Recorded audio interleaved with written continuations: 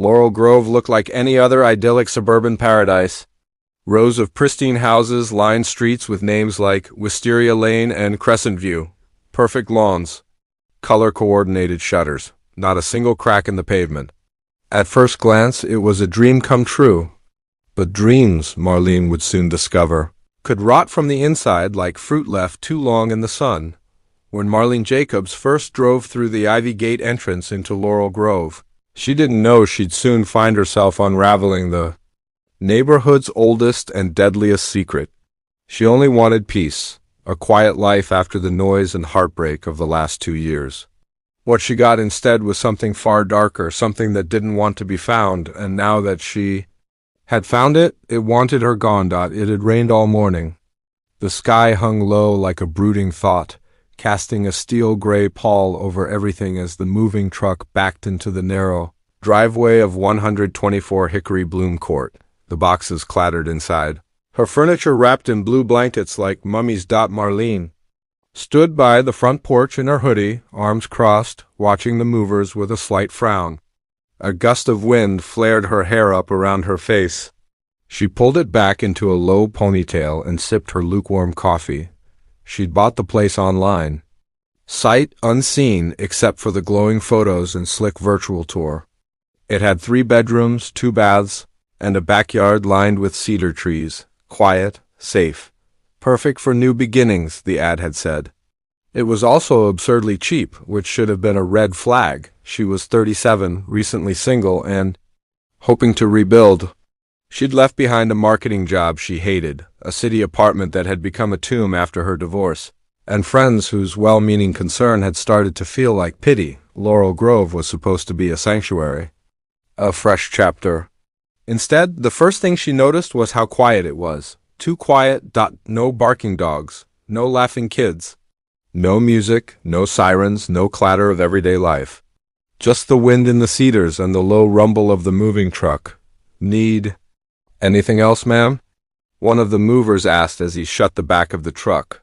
He was young, friendly-looking, with calloused hands and a curious glance that lingered a second too long on the house behind her. Nope, think I've got it. From here, she said, mustering a smile. He hesitated. Nice neighborhood, real clean, but watch your step, yeah? Before she could ask what he meant, he was already in the cab. Pulling away down the street, Marlene stood alone, key in hand, staring at the door to her new home. That was the first sign, though she didn't know it yet. The knock came less than an hour after she closed the door. 3 sharp raps, deliberate, not urgent, but with a certain weight. She was halfway through unpacking the kitchen and had just wrestled a box of utensils open. She wiped her hands on her jeans and opened the door. 3 people stood there, smiling too widely. Double quotes, Miss Jacobs, welcome to Laurel Grove, said the woman in the center, who looked to be in her late 50s. She wore a powder blue pantsuit and had the controlled poise of someone who chaired a lot of meetings. I'm Karen Withers, president of the Laurel Grove. These are my associates, Mr. Lang and Miss Patel. The man, tall and gray-haired, nodded with a pinched smile. The other woman, younger and wearing large sunglasses despite the cloudy sky, gave a polite wave. Oh? Marlene repeated. Oh yes, Homeowners Association. We manage the community, rules, upkeep, safety, amenities. I assume the realtor gave you the packet? Marlene thought back. She remembered seeing a binder full of dense printouts in one of the boxes. She hadn't opened it. I'm sure it's in there somewhere, she said. Well, Karen said, still smiling, we just wanted to say welcome. Laurel Grove is a very special place, and we like to take care of our own. You'll find things run smoothly here, as long as we all do our part. There was something in the way she said it, a note just under the surface. Not quite threatening, but controlled. Mr. Lang handed her a gift basket. It was wrapped in cellophane, full of artisan jams, a monogram mug, and a small lavender candle. We hope you'll be happy here, Miss Patel said, her voice soft but cool. Then they left. Marlene stood on her porch for a long moment, watching them walk away in perfect synchrony. That night, Marlene found the HOA binder. It was thicker than a phone book and filled with detailed rules about everything: lawn height, house paint colors, acceptable mailboxes, trash schedules, pet sizes, even curtain colors. Every infraction had a fine. Some were astronomical. But what stood out most was the section labeled Covenant 9, Community Preservation. It was vague, vaguely legal, vaguely ominous. All residents of Laurel Grove are expected to uphold the integrity, safety, and continuity of the neighborhood. Breaches of confidentiality, subversive behaviors, or actions deemed harmful to the fabric of community life may result in corrective measures. What did that even mean? She flipped to the appendix. There were mentions of review boards, compliance hearings, and disciplinary evaluations, but no specifics. She laughed uneasily. Creepy suburban Stepford stuff, she thought. Still, it was just a neighborhood. How bad could it be? Marlene Jacobs didn't sleep much the first week in Laurel Grove, not because of unpacking or the eerie quiet at night, though both were true, but because of the things that didn't make sense. The HOA had too many rules. The neighbors were too perfect. The streetlights flickered in patterns. And she was sure someone had entered her backyard on Thursday night.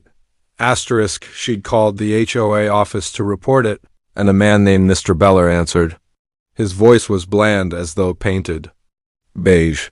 He thanked her, assured her community security was very thorough, and ended the call with a mechanical, "We're always watching out for each other." The phrase didn't sit right. She didn't remember exactly why she checked the town's public records the next day. Maybe curiosity. Maybe paranoia. She just wanted to know who else lived here. To get some sense of control, but Laurel Grove had almost no public records online, no voter registrations, no past sales histories, no committee minutes, only a single city council note from 1998, listing Laurel Grove Residential Development Zone 7B as a private settlement, HOA controlled.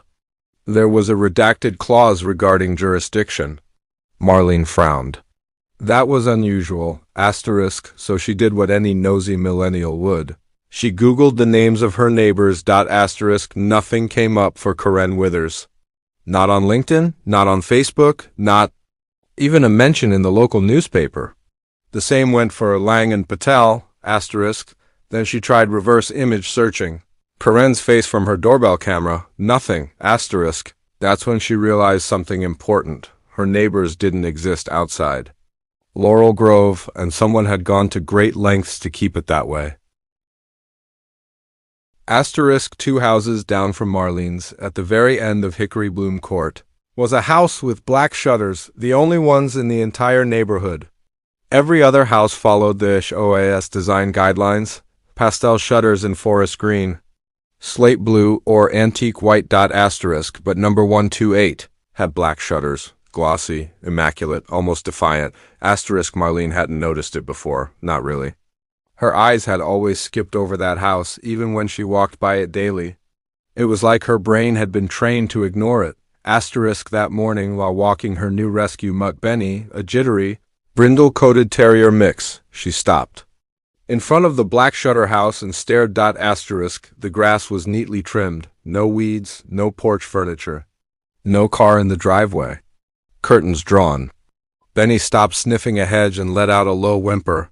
Then Marlene noticed the camera, a small black dome, nestled just above the porch light. It had no visible lens. The design looked military, not commercial. She backed away slowly. Later, she asked a neighbor, a middle-aged woman named Denise, who walked her golden retriever religiously at 7:15 every morning. Who lives in the black shutter house?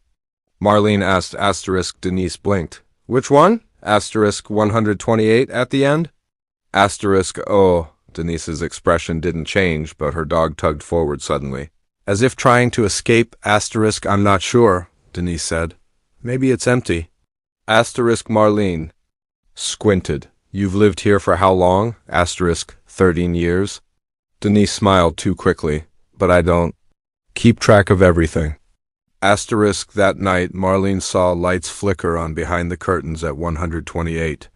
Then off again. Asterisk. Someone was in there? Asterisk someone who didn't want to be noticed? Asterisk on the second Sunday of every month? Laurel Grove hosted a community picnic near the artificial pond beside the tennis courts. It was one of the few social events openly encouraged by the HOA. Attendance was technically optional, but Karen Withers had dropped a thickly veiled suggestion in the HOA bulletin. Your presence reflects your commitment to unity, asterisk Marlene. Didn't want to go? But she did, asterisk. She wore jeans, sneakers, and a denim jacket over a soft gray hoodie. It was cool for June, and the breeze carried the scent of clipped grass and barbecue charcoal. Asterisk. The picnic itself was unnerving in its perfection. Checkered tablecloths, identical name tags, laughter that felt just a second too rehearsed. Every conversation she overheard was shallow and looping, almost like the speakers were on autopilot. Asterisk. Lovely weather, isn't it? Asterisk. Such a blessing. To live in a safe place. Asterisk. We just redid the kitchen counters in regulation quartz. Asterisk. After 20 minutes of wandering with her untouched plate of coleslaw and a single deviled egg, she noticed a boy sitting alone under a tall elm. Asterisk. He was maybe 14, skinny, sharp-eyed, black, hoodie pulled low over his face. Asterisk. He didn't look like he belonged. Asterisk. Hey, she said, sitting beside him. He looked at her warily. You're not from here, are you? He asked. Asterisk. Marlene smirked. I live on Hickory Bloom, moved in last week. Asterisk. The boy tilted his head. Then you're not from here. Not really. Asterisk. What's that supposed to mean? Asterisk. He picked at the grass. You haven't seen it yet? You will. Asterisk. Seen what? Asterisk. He gave her a quick cutting look. They don't call it the whisper code, but that's what it is. Asterisk. Marlene blinked. The what? Asterisk. He stood abruptly. Watch the patterns, lights, lawns, the way they walk. The way they pause before they answer you. Asterisk. Wait, what's your name? Asterisk. He hesitated. Jesse, I shouldn't be talking to you. Asterisk. Why? Asterisk. He stepped backward. Because someone's watching, always. Then he ran. Marlene stood slowly. Nobody else had noticed.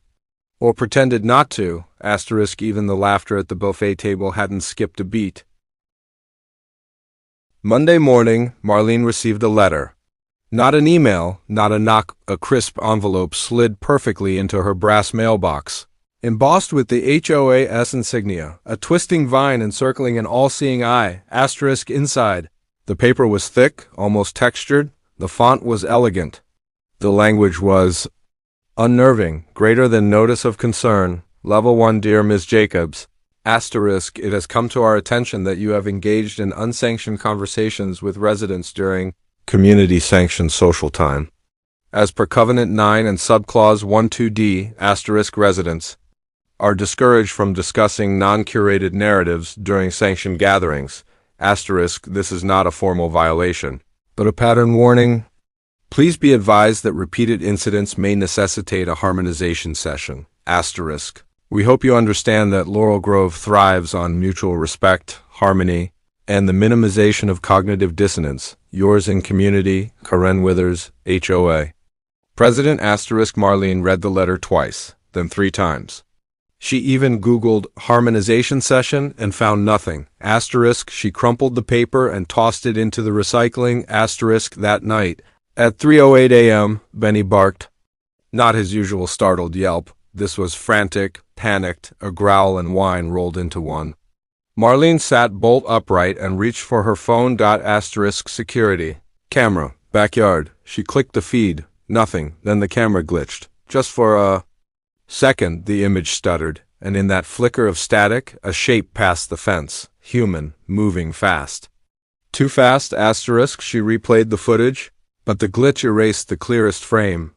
Asterisk. She sat in the dark, heart racing, hand clenched around her phone. Asterisk. This wasn't just about HOA rules anymore. Asterisk. Someone was trying to get inside her head. Asterisk. Jesse found her again 2 days later. Asterisk. This time, he was sitting on the swing set near the community garden, a place where no one seemed to do any gardening.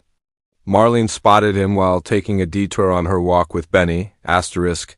You shouldn't be here again. He said flatly, asterisk. Well, here we are, she said, sitting on the swing beside him. What's the whisper code, asterisk, Jessie sighed. You've already started seeing it. You just haven't realized. Asterisk, explain it to me, asterisk, he looked at her. Really looked, asterisk. They train people to move in patterns, lawn mowing schedules. Light flickers, sprinkler rotations, even the mail comes in cycles. 4 seconds apart on each house, always, no deviation, asterisk, okay. But why, asterisk? Because it's not about the patterns, Jessie said. It's about the breaks, asterisk, she frowned. The breaks? Asterisk, he nodded. The HOA doesn't care about your violations. It cares about unpredictability, disobedience, people who break the sequence. Asterisk, Marlene thought about the letter. Like, talking to the wrong person at the wrong time? Asterisk. Exactly. That's the first layer, but there's more. Asterisk, go. On asterisk, he leaned in. They test people, stage events. See who reacts out of turn. A dog running loose. A trash bin left crooked. A delivery man who knocks twice instead of once. Asterisk, that sounds like paranoia. Asterisk, it is, but it's real. Because the HOA isn't just keeping the neighborhood tidy, they're mapping control. Behavior, conditioning, and the ones who don't. Conform. He didn't finish the sentence. Instead, he pulled something from his pocket. A folded map of Laurel Grove. Asterisk, most of the homes were circled in red. 4 in blue. 1 in black, asterisk, red are synchronized, blue are watched. Black is dead zone, asterisk. What does that mean? Jessie looked at her. You're blue now. Asterisk, then he walked away. The gardeners came at 4 a.m. Marlene had been awake since 3:52, not by choice. A sharp, low hum had filled the bedroom, vibrating through the walls. Benny barked once, then whined and buried himself under the bed, asterisk, by the time she looked. Out her window, 3 men in dark green uniforms were trimming the lawn outside her house. No headlights, no chatter. Just the slow, synchronized movement of hedge clippers, lawn vacs, and trimmers. Asterisk. She opened the window to yell, but no sound. Escaped her throat, asterisk, literally. Her voice caught like a dream half-remembered. Asterisk, then just as suddenly the hum stopped. The men packed their tools into the silent van and disappeared down the street. Asterisk, she stood frozen for minutes. The clock read 4:11. Asterisk, when the sun rose, the lawn looked exactly the same as the day before, no shorter. No trimmings. As if nothing had been touched, asterisk, but when she stepped outside to check, she saw them, tiny holes, perfectly spaced, dotting the edge of the flower bed, 8 inches apart. 4 rows, asterisk, she knelt and brushed her hand across the grass. There was a faint heat, almost like warmth left over from a sun that had never risen, asterisk. The grass beneath her fingers wasn't grass anymore, asterisk, it was something else, smooth, flexible, synthetic, asterisk, or worse, bioengineered. 2 days later, Marlene received an invitation. It came not by mail, but as a neatly folded card inside her kitchen pantry. Despite the fact that she never left the door unlocked and had just reorganized the shelf the night before, asterisk, dear Resident Jacobs, asterisk, you have been selected for orientation into Laurel Grove's Tier 2 Community Awareness Program. Asterisk, location, Community Garden Greenhouse number 3, asterisk, time, Thursday, 11:11 a.m. Dress code, neutral tones, minimal fragrance, closed-toe shoes. There was no RSVP, no option to decline, asterisk. Marlene stared at the card. Her fingers trembled. At exactly 11:09 a.m. on Thursday, she walked into the greenhouse at the back of the community garden, wearing a plain beige sweater and dark jeans. The building was dome-shaped, constructed from translucent green polymer. Inside, the air was heavy with moisture and something else, a scent that wasn't quite floral. Faintly medicinal. Asterisk, 4 other residents stood inside, each at a separate station. One of them was Denise, the woman with the golden retriever. Asterisk, Karen Withers stood at the front. wearing gardening gloves and a pale blue apron embroidered with a white vine. Asterisk. Welcome, candidates, she said. Today we begin a vital phase in your community journey. Sensory synchronization through botanical calibration. Asterisk. Marlene blinked. Excuse me? Asterisk. Karen smiled. Protocol Garden is one of Laurel Grove's proudest traditions. Every plant you see here was chosen for its harmonizing properties, not just for aesthetics, but for emotional regulation, circadian calibration, and neurochemical balance. Asterisk. She gestured to the rows of plants. Some Marlene recognized, lavender, chamomile. Others were stranger, vivid red stalks with oily leaves, silver mosses that shimmered under the dome's light. Asterisk. Karen handed out small vials to each of them. You will rub a drop of this on your temples, then begin tending your station. Please follow the breathing cadence provided on the cards. Marlene's card read, greater than inhale, 4 counts hold, 6 counts exhale, -7 counts smile, always she. Didn't move, asterisk. Is this mandatory? She asked. Asterisk. Karen's smile remained perfectly still.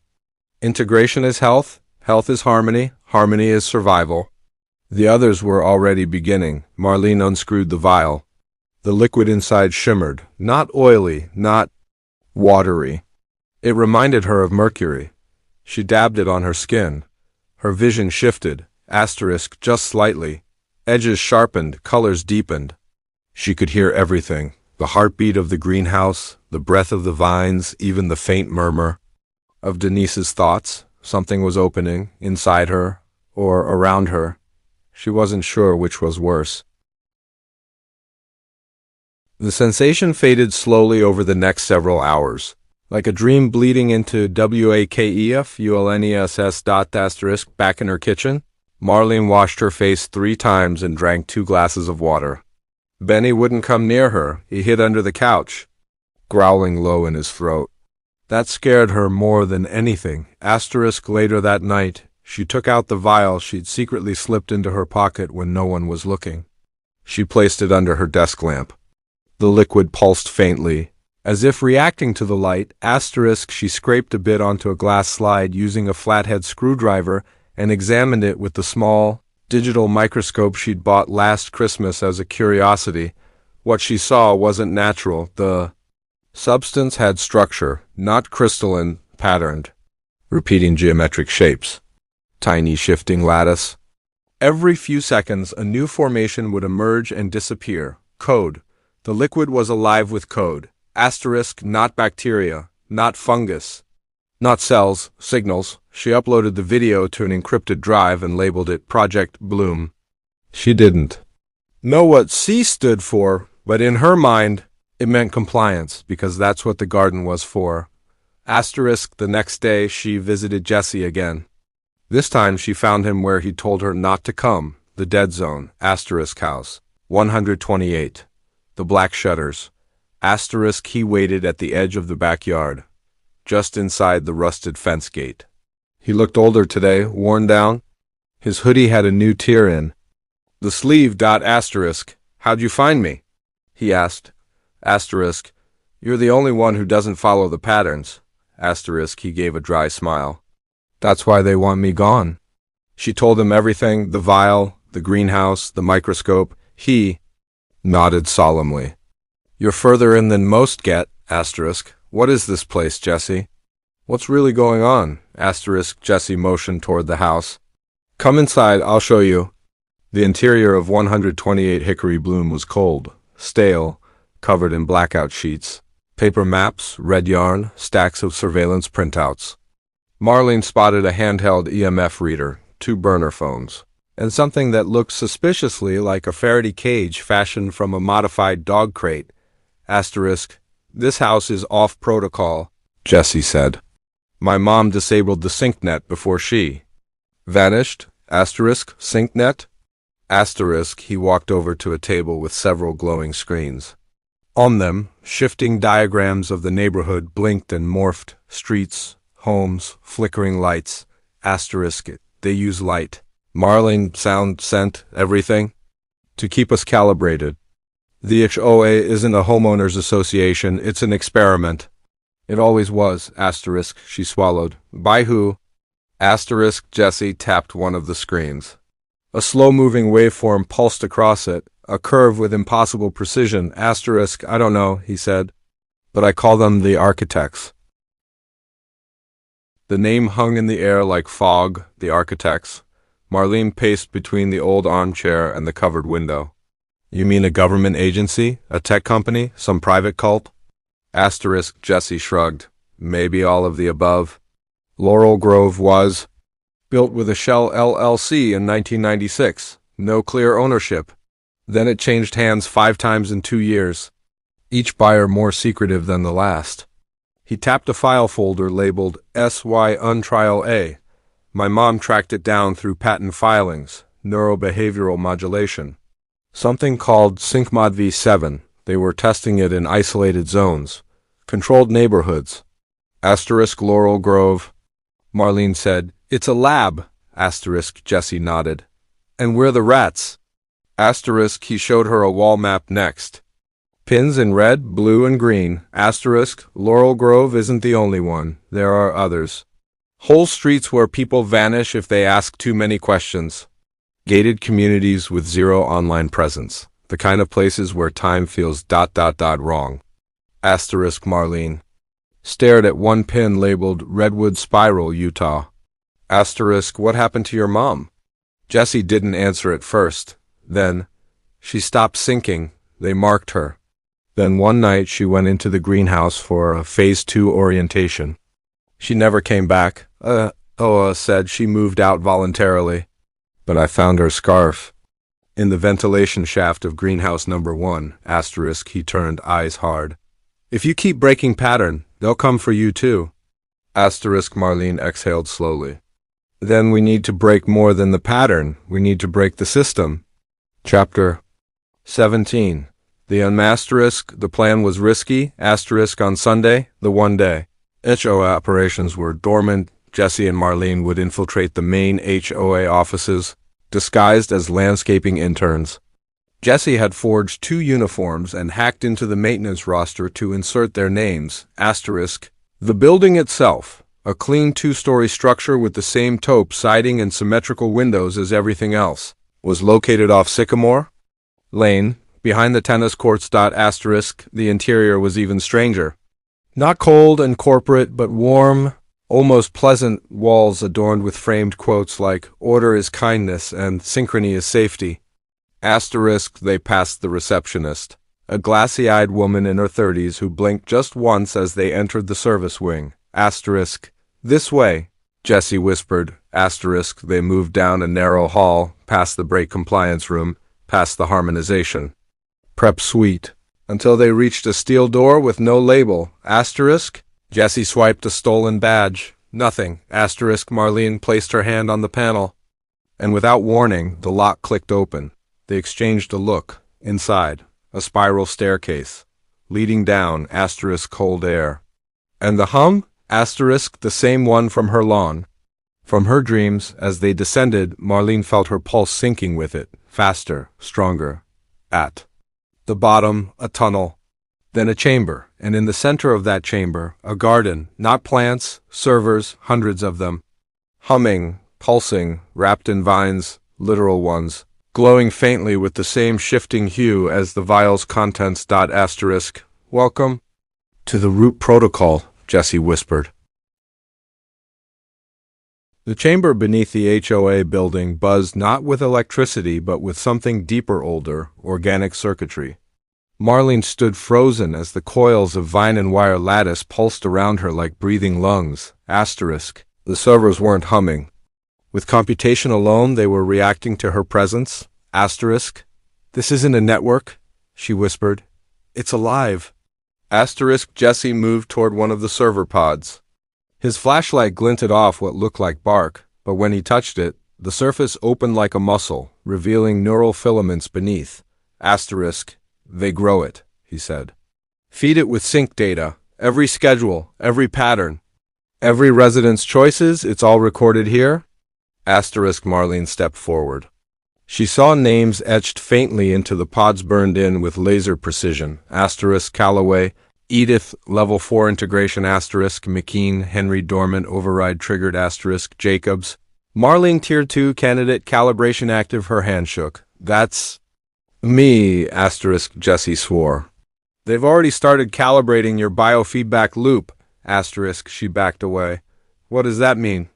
Asterisk, it means they're preparing you for assimilation into the root. Once you hit tier 3, your decisions aren't entirely your own anymore. You start thinking in their cadence, responding in their hierarchy. You smile even when you're afraid. Marlene looked at him, horrified. You're saying they're programming people through routine? Asterisk, Jesse nodded. It's behavioral. Firmware, and they install it like gardeners, subtle, daily. You never feel it until it's too late.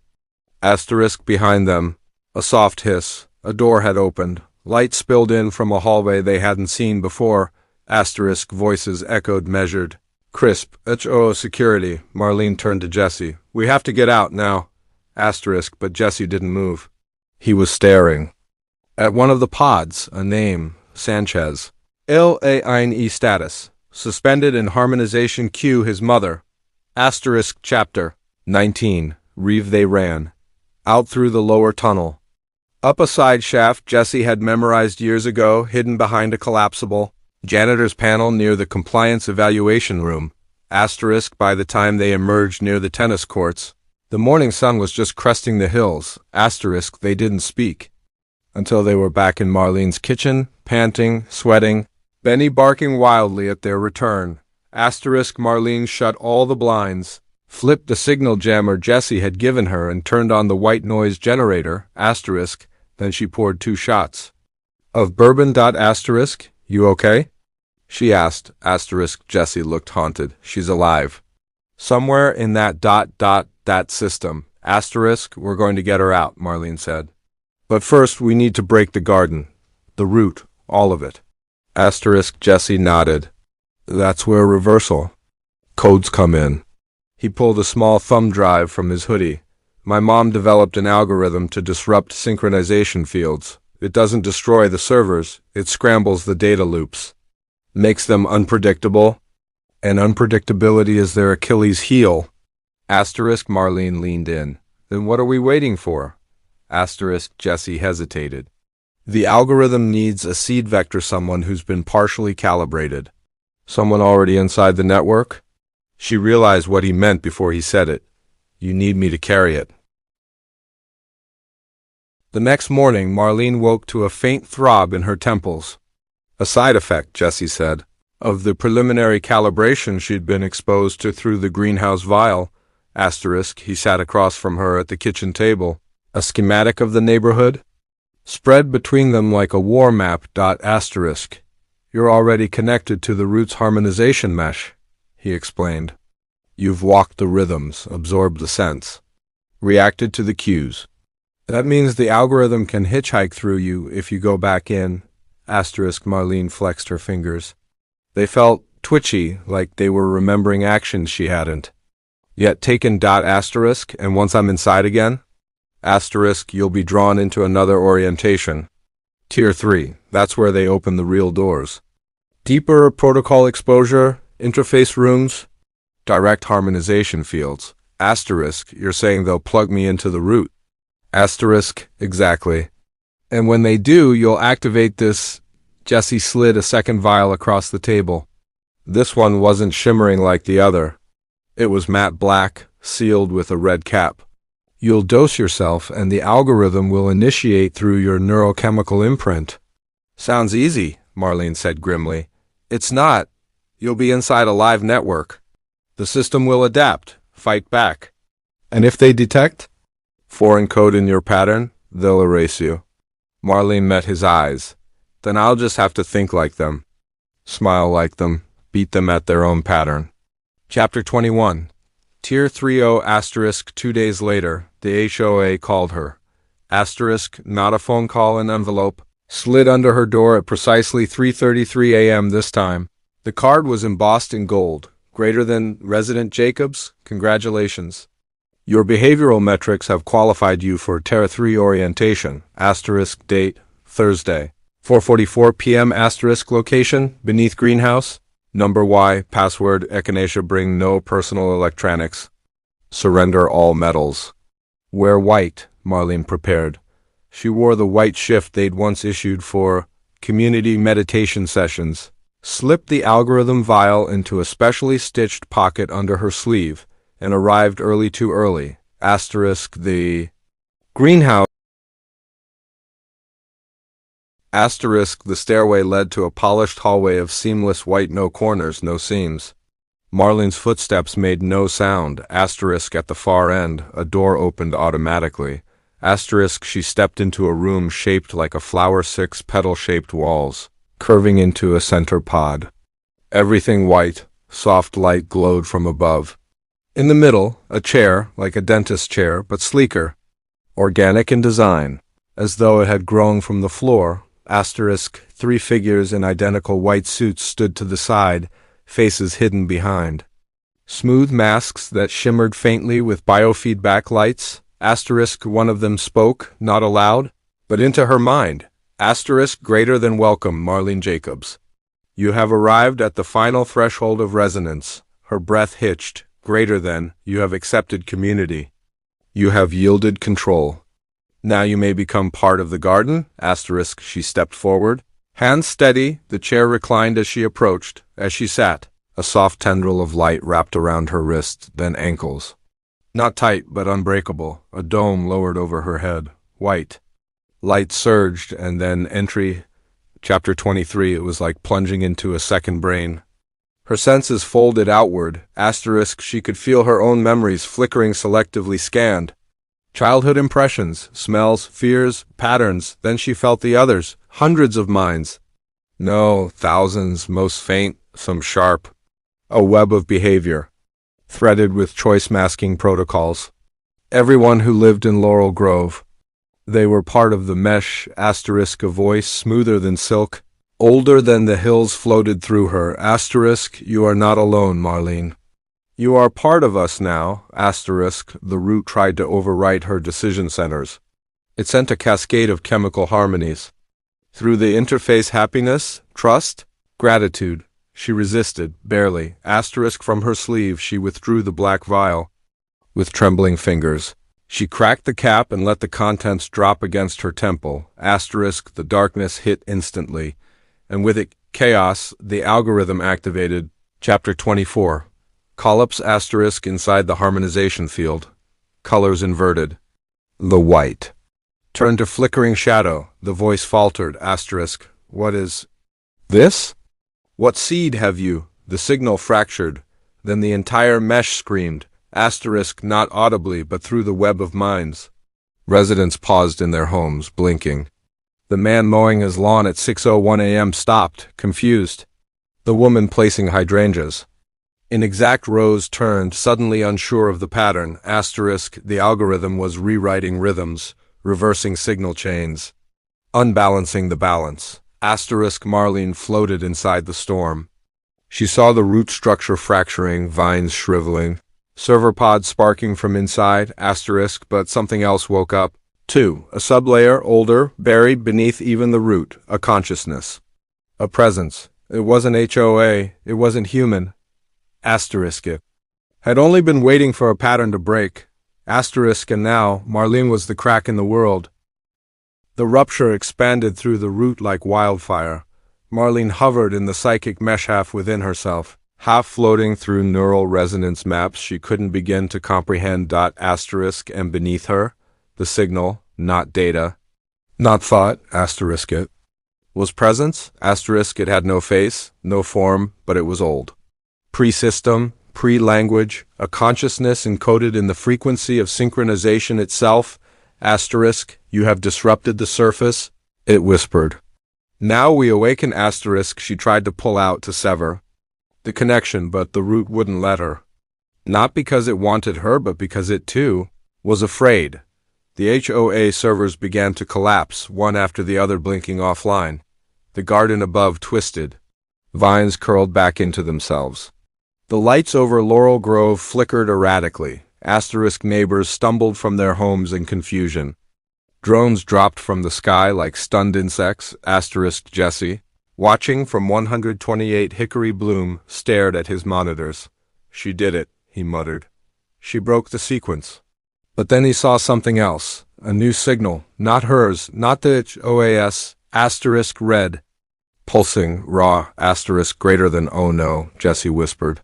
She opened the gate too wide. Asterisk, asterisk, asterisk, back in the harmonization chamber, Marlene's restraints released. The chair uncoiled. The dome lifted. Asterisk, she fell to the floor, gasping. Coughing, the white-clad figures were gone, vaporized, or she wasn't alone. Asterisk, a woman stood across from her. Mid-40s, strong features, dark eyes. Wearing a utility vest and worn boots. Asterisk, Jessie's mother, Elaine Sanchez.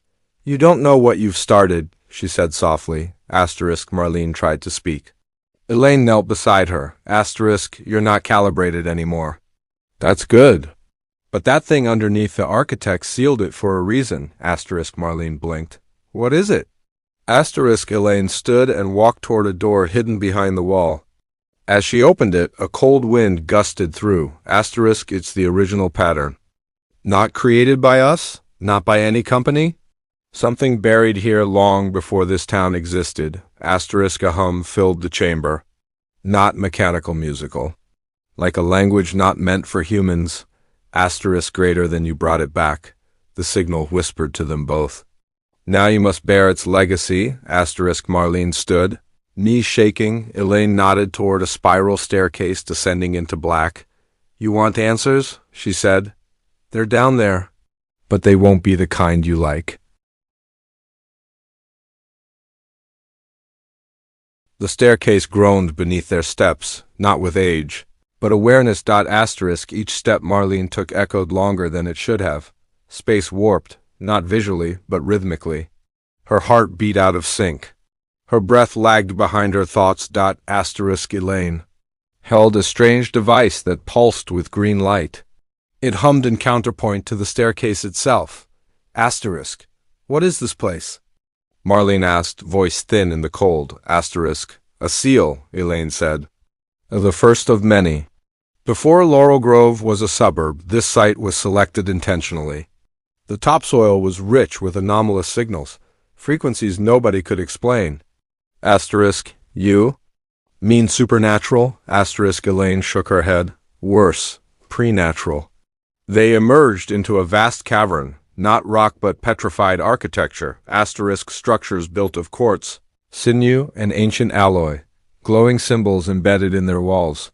The air smelled of ozone and pine needles. Asterisk, this was the first interface point, Elaine whispered. Where the architects made contact? Asterisk, Marlene felt the hum of the root, still sputtering far above, but it couldn't reach this deep. This was older. Asterisk, in the center of the chamber stood a monolith, angular and smooth, carved with patterns. That moved when not directly watched. Asterisk, the signal pulsed again. Directly into Marlene's spine.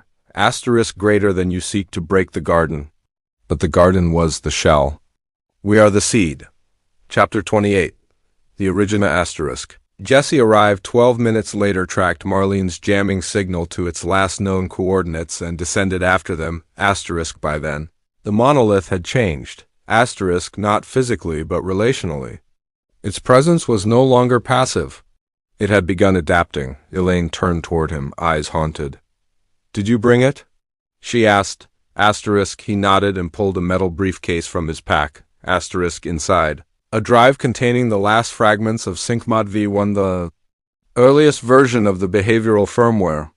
Elaine had preserved it after faking her disappearance. Asterisk, version 1 wasn't about obedience, she explained.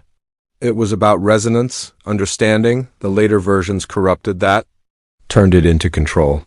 But if we feed V1 into the root matrix, it might talk back, Jessie finished. Marlene stepped toward the monolith. It responded. The air thickened. Symbols bloomed across the stone like light on oil, greater than you remember the first pattern. Her skin prickled. Asterisk, she had never learned the first pattern, asterisk, but she had felt it. In her yard. In the hum. In her spine, asterisk, Elaine uploaded SyncMod V1 into a relay embedded in the chamber wall. The monolith quivered, then spoke, not in words, but in memory. Asterisk images flashed, early prototypes. Scientists in hazmat suits, a garden that bloomed backwards. In time, children synchronized to harmonic frequencies that erased trauma or identity, and then came a name, Project Edenwake. Marlene gasped.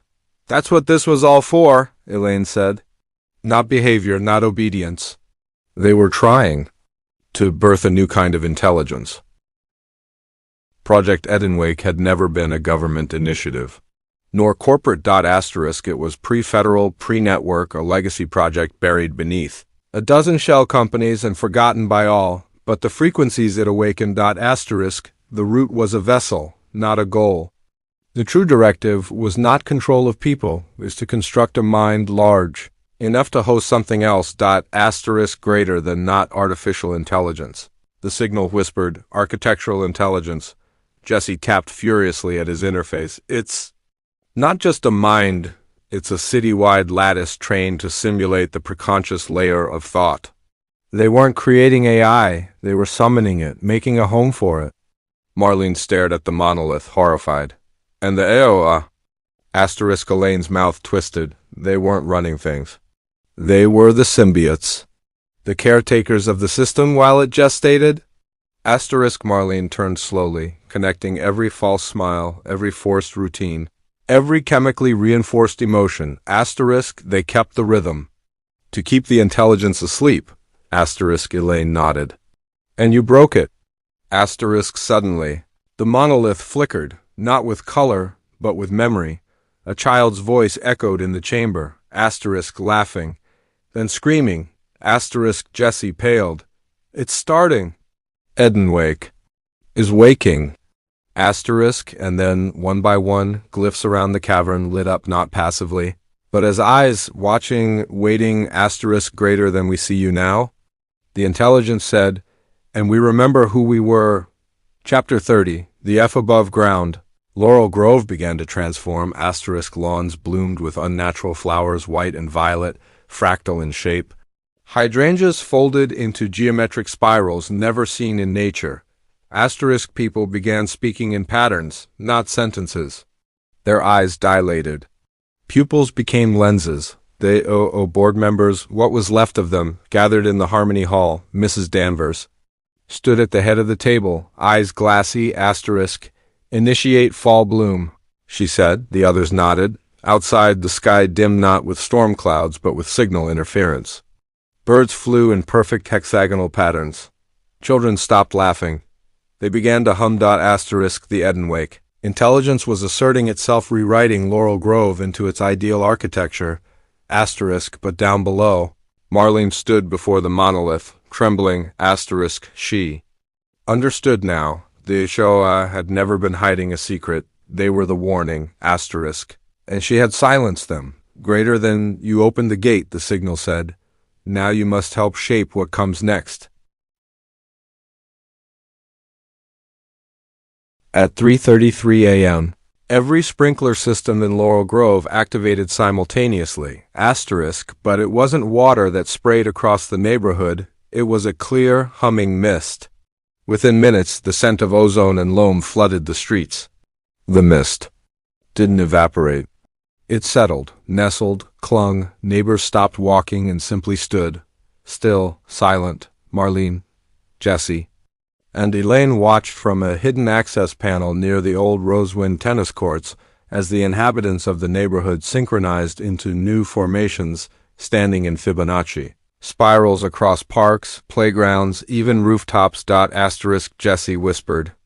It's too late to stop it. The Edenwake protocols weren't just defensive, they were reproductive. Elaine was already pulling out her last safeguard.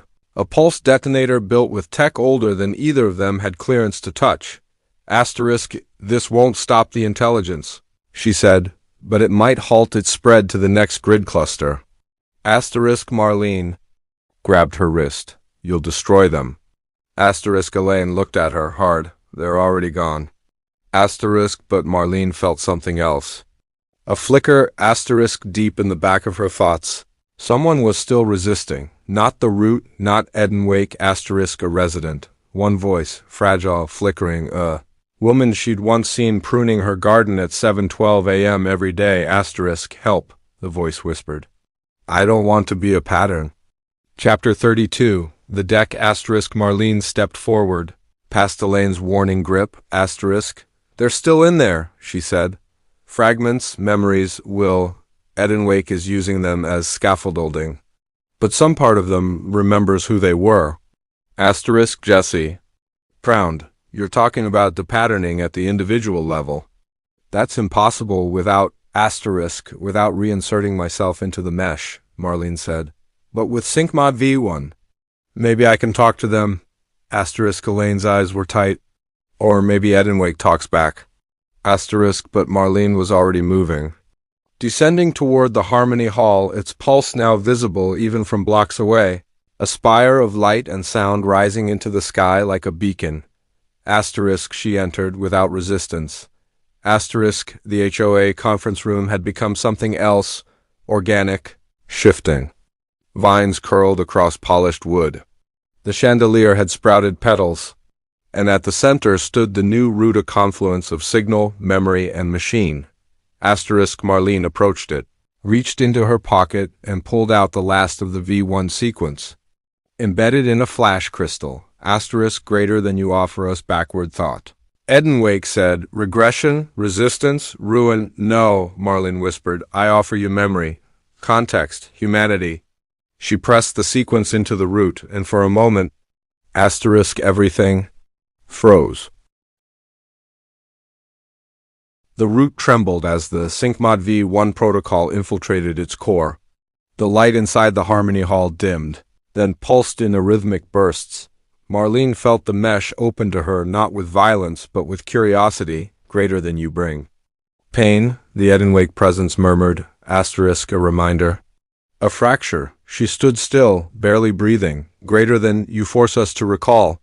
Loss, images swept through her mind, not hers, but the consciousness's own history, a civilization long before any human town, one not built on concrete but on frequency and form, torn apart by internal dissonance, greater than we built the pattern to protect ourselves.